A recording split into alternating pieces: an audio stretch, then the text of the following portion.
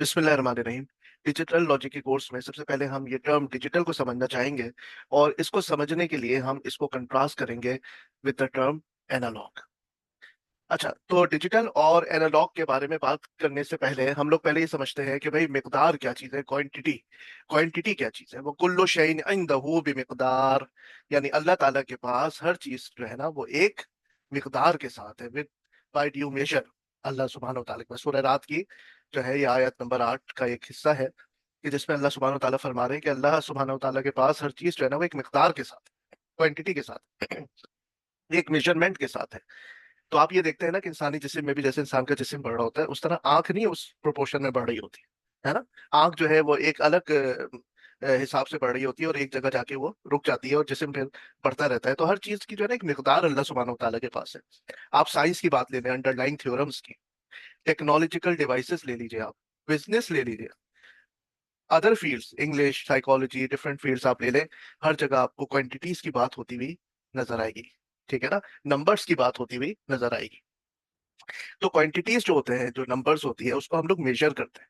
मिसाल के तौर पे आप मेजर करना चाहते हैं 1 किलो। ठीक है ना, तो 1 किलो का बाट रखा हुआ है, एक साइड पे आप 1 किलो की मिठाई रख रहे हैं, तो आप जो है उसको मेजर करेंगे कि कब ये 1 किलो हो जाती है मिठाई।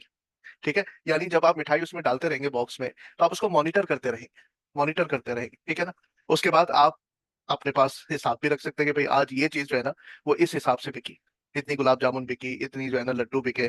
तो वो आपने उसको रिकॉर्ड कर लिया और फिर आपने उसको मैनिपुलेट किया, यानी आपने देखा कि हम इसको जो है ना सॉर्ट करते हैं, चलो सॉर्ट करके देखते हैं कि कौन सी मिठाई की डिमांड सबसे ज्यादा है। तो आपने उसको अरिथमेटिकली मैनिपुलेट किया, प्लस माइनस सॉर्टिंग वगैरह करी और फिर आपने उसको यूटिलाइज किया। यानी ये सब देखने के बाद फिर आपने फैसला किया कि किस मिठाई की मिकदार हमें ज्यादा कर देनी चाहिए और किसकी क्वांटिटी हम कम प्रोड्यूस करें। ठीक है, ताकि चीजें जो है वो खराब ना हो और सेल हमारी मुतासर ना हो। तो क्वांटिटीज जो है ना वो मेजर होती हैं, मॉनिटर होती हैं, रिकॉर्ड की जाती है, मैनिपुलेट की जाती हैं और उसके बाद फिर वो इस्तेमाल की जाती हैं, यूटिलाइज की जाती हैं। अब ये जो क्वांटिटीज होती हैं इसको न्यूमेरिकली हम रिप्रेजेंट करते हैं। हमारे पास दो तरीके हैं क्वांटिटीज को न्यूमेरिकली रिप्रेजेंट करने। जब जब आप उसको रिकॉर्ड करेंगे, आप लिखेंगे तो किसी शक्ल में तो लिखेंगे ना आप उसको। तो आप उसकी जो न्यूमेरिकल रिप्रेजेंटेशन देते हैं क्वांटिटी की, वो आपके पास दो चीजें हैं। या तो आप उस क्वांटिटी को एनालॉग वे में आप उसको क्वांटिटी को रिप्रेजेंट कर सकते हैं, या आप उसको डिजिटल वे में क्वांटिटी को रिप्रेजेंट कर सकते हैं। एनालॉग रिप्रेजेंटेशन से क्या मुराद है? मिसाल के तौर पे यहाँ पर आप देख रहे हैं कि ये आपको नजर आ रहा है फ्यूल गेज, है ना, कि गाड़ी का जो बताता है आपको कि गाड़ी इस वक्त उसमें जो फ्यूल है वो फुल है कि एम्प्टी है कि हाफ है कि 1/4 है। तो आपके पास इसी तरह से स्पीडोमीटर है गाड़ी का। जी, गाड़ी का जो स्पीडोमीटर है उसमें भी आपको नजर आती है नीडल। नीडल जो ये बताती है कि गाड़ी की रफ्तार जो है अब किस हिसाब से जो है बढ़ रही है। तो एनालॉग जो रिप्रेजेंटेशन होती है ना वो कंटिन्यूअसली चेंजिंग वे में आपको नजर आएगी, यूजिंग सम प्रोपोर्शनल इंडिकेटर। यानी जैसे जैसे रफ्तार बढ़ती जा रही है उसके हिसाब से सुई जो है ये, उसकी डिफ्लेक्शन जो है ना उसी हिसाब से प्रोपोर्शनल है स्पीड के हिसाब से। इस तरह मरकरी जो है थर्मामीटर में वो भी बढ़ रही है, डिक्रीज हो रही है, इंक्रीज हो रही है, किस हिसाब से? जैसे जैसे टेम्परेचर बढ़ रहा है या कम हो रहा है। जैसे आपने रूम के लिए आपने एक थर्मामीटर लगाया हुआ है जो रूम टेम्परेचर बता रहा है, या आप किसी इंसान का टेम्परेचर लेना चाह रहे हो, तो वो भी उसमें क्या है कि वो जो पारा है, मरकरी है, वो ऊपर नीचे हो रही है। अब ठीक है ना, उसके बाद हम आगे करते हैं, इसी पॉइंट को कंटिन्यू आगे स्लाइड में करते हैं। माइक्रोफोन की बात कर लेते हैं। अब तो थोड़ा सा जोर से बोले आप या आहिस्ता बोले, तो माइक्रोफोन जो है उससे क्या होगा, वोल्टेज जो निकलेगा वो प्रोपोर्शनल होगा आपके जो साउंड वेव है उस वो जिस तरह से स्ट्राइक कर रही है ना माइक्रोफोन पे, तो उसके हिसाब से जो आउटपुट वोल्टेज है उसका एम्पलीट्यूड भी बढ़ेगा। ठीक है ना, अगर आवाज तेज होगी तो उसका आउट एम्पलीट्यूड जो है वो इंक्रीज होगा। तो पता ये चला कि जो एनालॉग क्वांटिटी है ना वो आपके पास कंटिन्यूअस रेंज ऑफ वैल्यूज है। मिसाल के तौर पे एक ऑटोमोबाइल की स्पीड जो है जीरो से, ठीक है ना, 0 से 100 माइल्स पर आवर जाते में पता नहीं कितनी वैल्यूज दरमियान में बदलेगी, कितनी वैल्यूज दरमियान में बदलेगी। एक माइक्रोफोन है, उसमें जो आवाज है वो आपके पास जो है कितनी दफा जो है ना वो उसमें वेरिएशन आएगी, हल्की आवाज से फिर तेज आवाज की तरफ जाते हुए। तो जीरो से अगर हम 10 मिली वोल्ट ही ले लेते हैं तो उसमें कई वैल्यूज हो सकती है, 1 मिली वोल्ट, 2.3724, 2.37245, 2.37246, तो ये लातादाद वैल्यूज हो सकती है, ठीक है ना, आपके पास माइक्रोफोन।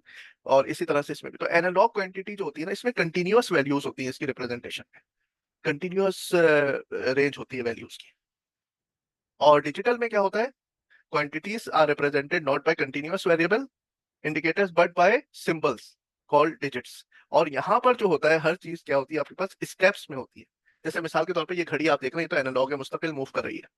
लेकिन यहाँ पर आप अगर किसी वक्त टाइम पूछेंगे डिजिटल क्लॉक, तो डिजिटल क्लॉक में आपको टाइम जो है ना वो बिल्कुल जो है वो मिलेगा डिजिट्स की सूरत में, यानी दरमियान की वैल्यूज आप नहीं निकाल सकते। हालांकि एक सेकंड भी चेंज होने में उसमें क्या हो सकते हैं, 1000 मिली सेकंड हो सकते हैं, 10 लाख माइक्रो सेकंड हो सकते हैं, ठीक है ना। और आपके पास 1 बिलियन नैनो सेकंड्स हो सकते हैं। तो जो प्राइमरी डिफरेंस है एनालॉग और डिजिटल में वो यही है कि एनालॉग में आपके पास क्या है, कंटिन्यूअस रेंज ऑफ वैल्यूज होती हैं, जबकि डिजिटल में जो होती है वो आपके पास डिस्क्रीट वैल्यूज होती हैं। आप उसको एक न्यूमेरिक वे में उसको आप रीड आउट कर सकते हैं कि इस वक्त जो है ना ये वैल्यू है, ठीक है ना। Reading the value of a digital quantity has no ambiguity. जब आप उसको पढ़ेंगे आपको पता चल जाएगा कि भाई 5:40 मिनट और 30 सेकंड हुए, ठीक है। कोई एम्बिग्यूटी नहीं है उसमें, जो आपने वैल्यू पढ़ी है वही वैल्यू है, ठीक है। लेकिन एनालॉग क्वांटिटी जो होती है ना, it is open for interpretation. उसमें क्या है आपके पास, अब आपको खुद समझना है कि यार सुई यहाँ तक पहुंची है तो तकरीबन ये क्या वैल्यू होगी ना। तो वो उसको आप जब कम्युनिकेट करेंगे उसकी वैल्यू को, तो आप उसको कहीं ना कहीं पे जो है ना राउंड ऑफ करेंगे, उसको किसी करीब प्रिसिशन पे आप उसको जो है ना राउंड ऑफ करेंगे 2 डिजिट्स पे या 3 डिजिट्स पर, ठीक है ना। इसका मतलब है कि जब एनालॉग क्वांटिटी को आप कम्युनिकेट करेंगे तो आप दरअसल उसको क्या कर रहे हैं, आप उसको डिजिटाइज कर रहे हैं। मिसाल के तौर पे एक थर्मामीटर में एक लेवल पे मरकरी पहुंचा है, अब वहां पे आपको ना आपको नजर आ रहा है कि 2 लाइंस के बीच में है। तो अब आप या तो ऊपर वाली वैल्यू ले या फिर नीचे वाली वैल्यू ले, 2 लाइंस के अगर दरमियान में है, तो फिर आपको उसको क्या करना पड़ेगा, उसको आपको एस्टिमेट करना पड़ेगा किसी करीबी वैल्यू की तरफ। अब यहाँ पर मैंने एग्जाम्पल्स कुछ लिखी हैं, आप बताइए कि क्या है। जैसे मिसाल के तौर पे एक स्विच है जिसके एक नॉब है, उसमें 10 पोजिशंस है। तो ये क्वांटिटी कौन सी क्वांटिटी होगी, एनालॉग या डिजिटल। तो जाहिर बात है कि वो जो स्विच है जिसमें 10 पोजिशंस हैं, तो जब हम उस स्विच को मोड़ेंगे तो वो या तो फर्स्ट पोजीशन पे होगा या वो सेकंड पे, थर्ड। तो उसमें कोई हमारे पास ऐसी इनफाइनाइट वैल्यूज नहीं है, 10 पोजिशन है तो सीधी सीधी डिजिटल वैल्यू है। अच्छा, current flowing from an electrical outlet, एक जगह से करंट फ्लो कर रहा है, ठीक है। आप वो करंट, जाहिर बात है कि करंट जो है वो वेरी कर रहा होगा, आप उसकी एग्जैक्ट वैल्यू नहीं बता सकते, करीब करीब वैल्यू बता सकते हैं, उसमें बहुत सारी वैल्यूज हो सकती हैं। तो सीधा सीधा कंटिन्यूअस है। रूम का टेम्परेचर भी जो है ना वो जाहिर बात है एकदम तो ये नहीं होगा कि मैं जो एसी से 24 से 25 करूं तो वो फौरन जो है 24 से 25 पर आ जाए। जाहिर बात है 24 से 25 तक जाने में वो दरमियान में कई वैल्यूज से गुजरेगा। अब आप उसको कितनी प्रिसिशन तक उसको नापे कि 24.12 हुआ है पहले, फिर 24.23 हुआ है, फिर 24.26 हुआ है। तो बहुत सारी वैल्यूज से वो होता हुआ 24 से 25 या 25 से 24 की तरफ जाएगा। तो ये भी क्या है, एनालॉग है। अच्छा, किसी बीच पर आप एक मुट्ठी भर के सैंड उठाते हैं, ये क्या एनालॉग है कि डिजिटल क्वांटिटी है। तो जाहिर बात है वो मुट्ठी में जितनी भी सैंड आएगी, लेकिन अगर आप उसको गिनेंगे, ठीक है ना, एक चुटकी उसकी ले लें, तो उसमें जितने भी छोटे छोटे जर्रे होंगे लेकिन वो काउंटेबल होंगे, ठीक है ना। एक जो पानी बह रहा है, एक करंट बह रहा है, तो उसको आप जाहिर बात है कि उसको आप नहीं इस तरह से काउंट कर सकते। लेकिन एक जो जर्रात हो तो एक जर्रा दूसरे जर्रे से तो अलग हो गई ना, तो फिर ये जो है डिजिटल क्वांटिटी होगी। ऑटोमोबाइल फ्यूल गेज, ये क्या होगा जनाब आपके पास। हाँ बिल्कुल सही, अगर नीडल है उसमें उसको डिटरमिन करने के लिए कि जो है आपका फ्यूल अभी 50% है, 40% है, हाफ है, टंकी फुल है, तो या एम्प्टी की तरफ जा रही है, तो अगर उसके लिए नीडल यूज हुई है तो वो क्या होगा, एनालॉग होगा। और अगर उसके लिए बार लाइंस यूज हुई हैं तो वो क्या होगा, डिजिटल होगा। अच्छा जनाब, अब A to D conversion, analogue to digital conversion की हम एक मिसाल ले लेते हैं। जैसे मैंने आपको पीछे कहा था ना कि अभी हम वो माइक्रोफोन वाली बात को आगे लेकर के जाएंगे। तो sounds from instrument and human voices produce an analogue voltage signal in a microphone. Microphone में क्या है जनाब, इंस्ट्रूमेंट और ह्यूमन वॉइस जो है एक वोल्टेज सिग्नल को प्रोड्यूस कर रही है। अब ये जो एनालॉग सिग्नल है, इसको हम लोग क्या करेंगे, डिजिटल फॉर्मेट में लेकर के आएंगे, ताकि हम उसको उस डिजिटल इंफॉर्मेशन को हम किसी सीडी वगैरह पे स्टोर कर सकें, ताकि लेटर ऑन उस सीडी से हम इंफॉर्मेशन को एक्सट्रैक्ट करके और उसको एनालॉग में कन्वर्ट करके फिर किसी स्पीकर को भेजें, और उस स्पीकर से फिर हमारे कान जो है वो उस जो इंस्ट्रूमेंट है और ह्यूमन वॉइस है उसको पिक करके उसको सुन सके, समझ सके, ठीक है ना। तो ये प्रोसेस होता है।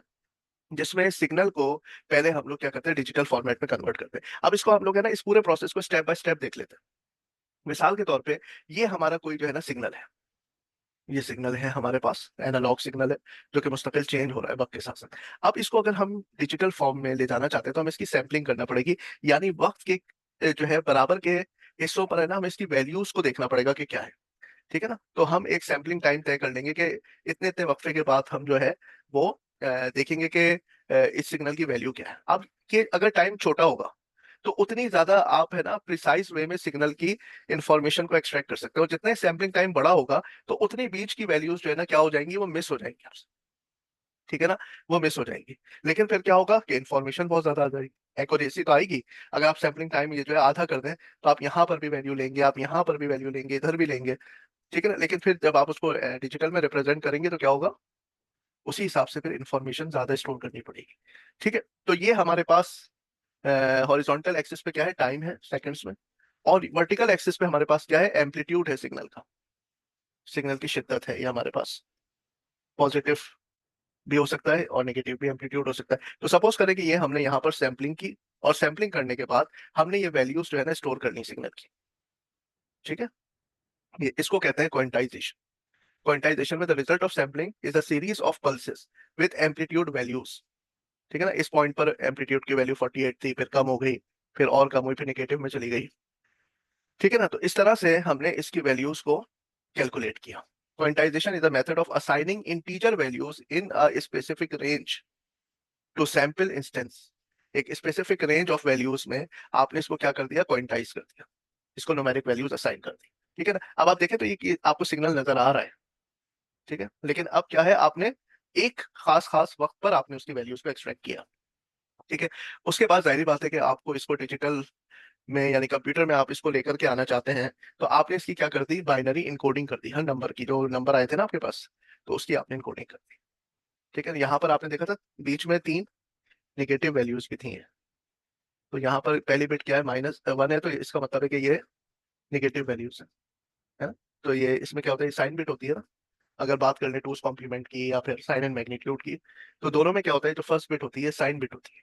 तो आगे जब हम नंबर सिस्टम पढ़ेंगे इंशाल्लाह, तो वहां पर इस चीज को और डिटेल से डिस्कस करेंगे। तो फिर अब आपने क्या किया कि आपने जो क्वांटाइजेशन की थी ना, इसकी बाइनरी इनकोडिंग कर दी। ठीक है, और उसके बाद आपने इसको क्या कर दिया, line encoding. The binary digits are then transform to a digital signal using one of the line encoding techniques. ठीक है, अब ये आपने इसको सिग्नल की फॉर्म, तो वो जो एम्पलीट्यूड आपको नजर आ रहा था ना, वो एम्पलीट्यूड अब यहाँ पर, यहाँ तो आपको पता है तो 0 वोल्ट होगा या 5, यानी इसी के रेंज में होता है ना।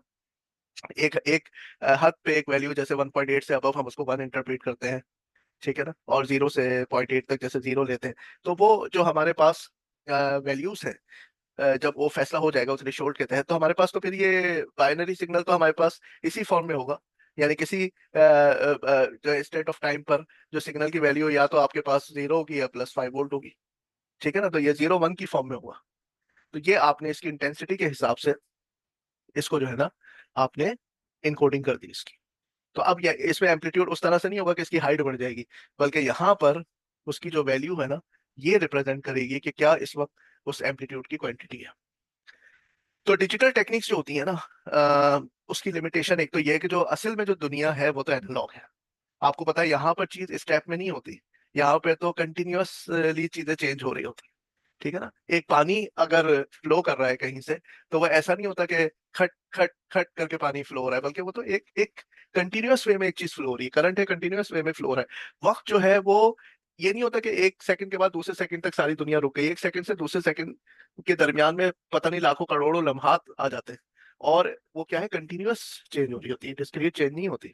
ठीक है ना, दूसरी बात है कि जाहिर बात है दुनिया में तो चीजें एनालॉग है, लेकिन हम उसको क्या करते हैं, जब डिजिटल वे में कन्वर्ट करते हैं ताकि उसको बेहतर मीडियम पे स्टोर कर सकें।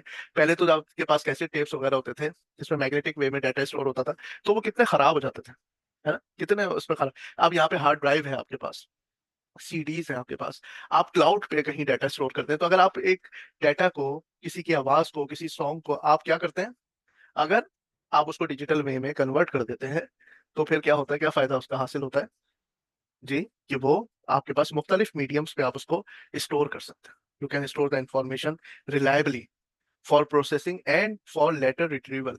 आप बहुत अरसे के बाद भी उसको रिट्रीव करेंगे, आपको डाटा आराम से जो आपके पास आईसीज में स्टोर हुआ हुआ है, आपको डाटा वहां पे मिल जाएगा, और मल्टीपल जगहों पे आप उसको आसानी से ट्रांसफर कर सकते हैं उसके पार्ट्स को। ठीक है ना, तो डिफरेंट मीडियम्स पे आप उसको स्टोर कर सकते हैं। तो फ्यूचर जो है वो क्या है, डिजिटल का है, क्योंकि ये बाइनरी नंबर सिस्टम से ये जो डिजिटल कंप्यूटर्स वजूद में आए हैं, तो इन्होंने इनकलाब बर्पा कर दिया। अब ये आपके पास एक माउस की हल्की सी भी ये जो मूवमेंट है, तो ये क्या हो रही है, कन्वर्ट हो रही है कोऑर्डिनेट्स में। ठीक है ना, हर हर एक छोटी सी वैल्यू के लिए भी क्या है, आपके पास एक पॉइंट है, पॉइंट आपको डिटरमिन कर रहा है, तो आप जो फिजिकली उस माउस को मूव कर रहे हैं, तो वो कन्वर्ट हो रही है किसमें, वो कन्वर्ट हो रही है आपके पास कोऑर्डिनेट्स। तो टेक्नोलॉजी का जो चैनल है ना, उसमें आज हमने ये पहली वीडियो डिजिटल लॉजिक फंडामेंटल्स के हवाले से लॉन्च की है। ठीक है, उम्मीद है कि आपको टॉपिक अच्छा लगा होगा, समझ में आया होगा। अब नेक्स्ट से हम लोग फिर नंबर सिस्टम्स की तरफ जाएंगे, logic gates, universal logic gates, sequential circuits और कॉम्बिनेशनल सर्किट्स को डिस्कस करेंगे। Thank you very much.